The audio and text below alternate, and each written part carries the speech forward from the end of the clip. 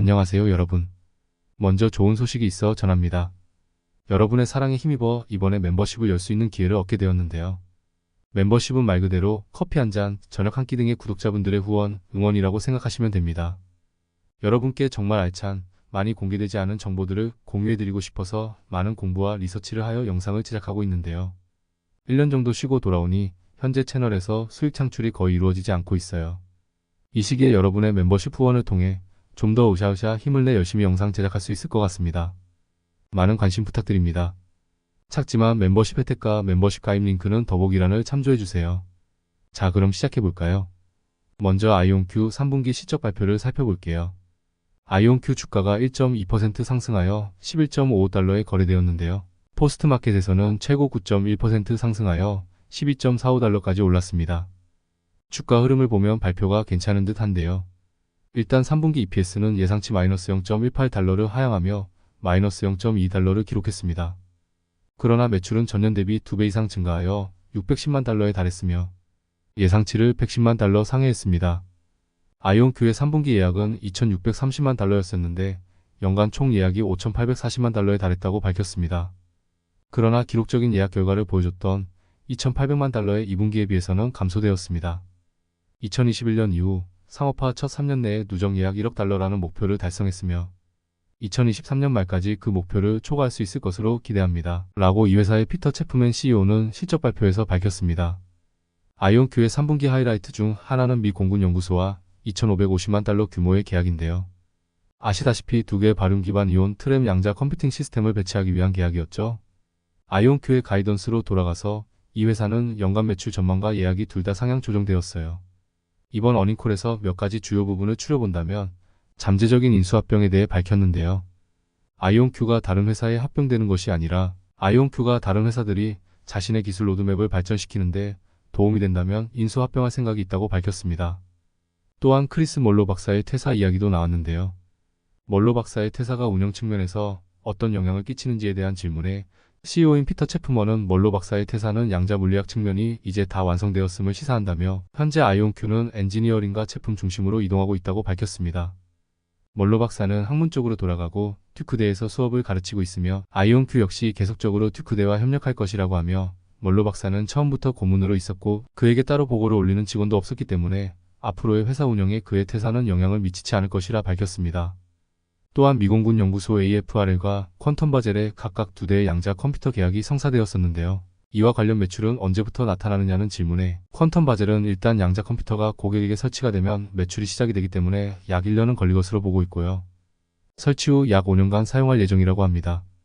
미공군 연구소 관련은 설치가 끝나는 시점까지 매출이 인식되는데 설치 완료까지는 앞으로 18개월 정도 더 걸린다고 합니다. 마지막으로 좀 흥미로웠던 점은 아이온큐가 SEC의 폼 S3에 대한 셀프 레지스트레이션 스테이트먼트를 내일 제출하려고 한다는 건데요. 이게 무엇이냐면 간소화된 추자 상장을 하는 양식이에요. 이게 있으면 기업이 별도의 문서를 작성할 필요 없이 시간과 비용을 절약해서 추가 주식을 발행해서 빠르게 자금 조달을 할 수 있는 거죠. 현재 추가 자본을 조달할 필요가 예상되지 않지만 단기 및 중장기적으로 전략적 성장과 인수합병을 할 경우 자금을 조달하기 위해 추가 자본을 조달할 수 있는 선택을 가지려고 한다고 밝혔습니다. 별로 그렇게 모르는 소식이 나온 게 아니기 때문에 주가 변동이 아직까지는 거의 없어 보이고요. 앞으로의 인수합병 소식이 있다면 주가가 그때 또 많이 상승할 것 같네요. 그럼 다음 엔비디아를 살펴볼게요.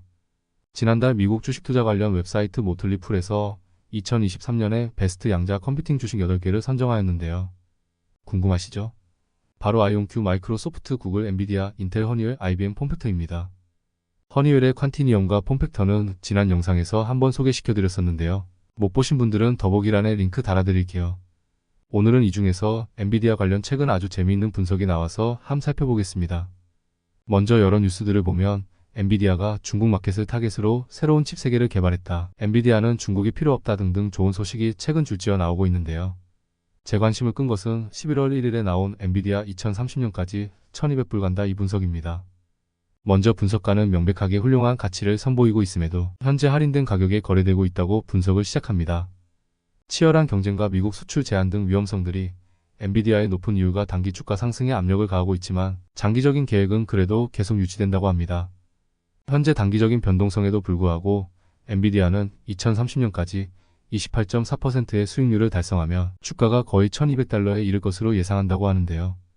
표를 보시면 마이크로소프트, 애플 등과 주가 상승을 비교했는데요. 엔비디아는 올해 182% 성장을 보였습니다.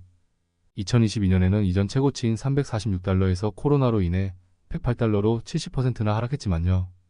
엔비디아는 이번 연도 말 기준 지난 10년 동안 55.3%의 연간 성장률, 지난 5년 동안은 연평균 26% 성장률을 기록했습니다. 물론 마진의 기복이 있었지만 25.2%의 평균 영업 마진을 유지했고요. 분석가들은 엔비디아의 매출이 FY23에서 FY24까지 약 100% 급증하여 540억 8천만 달러에 이를 것으로 예상하고 있습니다. 엔비디아는 특히 지난 몇 년 동안 가장 큰 부문이 된 데이터 센터에서 분기 동안 103억 달러의 수익을 창출했으며 이는 QOQ로 141%의 놀라운 성장을 나타내고 전체 수익의 76%를 기여했습니다.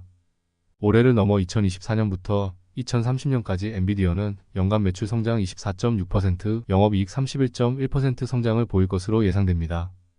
이러한 가정하에서 엔비디아가 평균 46%의 영업이익률을 유지할 것으로 예상합니다. 엔비디아가 이 시나리오를 이행한다면 EPS는 2030년 말까지 34.19달러에 도달할 수 있을 것으로 예상됩니다. 포워드 P 비율이 크게 줄어들고 과거 평균인 약 35배 수익보다 훨씬 낮은 수준으로 유지된다고 가정하면 엔비디아의 주가가 하락할 것으로 예상하는 것이 합리적입니다. 가격은 약 1197달러에 달합니다. 최근 미국의 칩 수출 제한으로 엔비디아가 내년에 중국에 배송할 수십억 달러 규모의 주문을 취소해야 할 수도 있는 우려가 큽니다. 하지만 어제 올라온 다른 분석에 의하면 미국 수출 통제 규정이 투자자들이 우려했던 것보다 엔비디아의 수익에 훨씬 영향을 적게 미칠 것이다 라면서 이를 뒷받침할 믿을 만한 충분한 근거가 있다고 했는데요. 테크놀로지 산업 잡지인 디지타임즈는 7월 말에 소식통을 인용하여 엔비디아가 장기 파트너에게 수요가 많은 AI GPU를 우선적으로 제공하고 있다고 보도했습니다. 엔비디아가 핵심이 아닌 고객이나 중국 본토 고객에게 할당할 것으로 계획한 칩 수량은 투자자들이 예상했던 것보다 훨씬 적을 가능성이 매우 높다고 했습니다. 간단히 말해서 엔비디아는 장기 파트너에게 AI GPU를 우선적으로 제공하기 때문에 중국으로의 AI 칩 수출이 시장이 예상했던 것보다 낮을 수 있다는 것입니다. 또 다른 이유는 엔비디아의 AI 칩은 전 세계 기업에서 찾고 있는데 특히 인도 AI 시장은 엔비디아의 새로운 개척지가 될 수 있다는 것입니다. 오늘 분석 내용이 좀 도움이 되셨나요? 도움이 되셨다면 구독 안 되시면 좋아요라도 꼭 부탁드릴게요. 오늘 내용 여러분은 어떻게 생각하시나요? 댓글로 나눠주세요. 오늘도 시청하여 주셔서 감사합니다. 주말에 또 만나요. 감사합니다.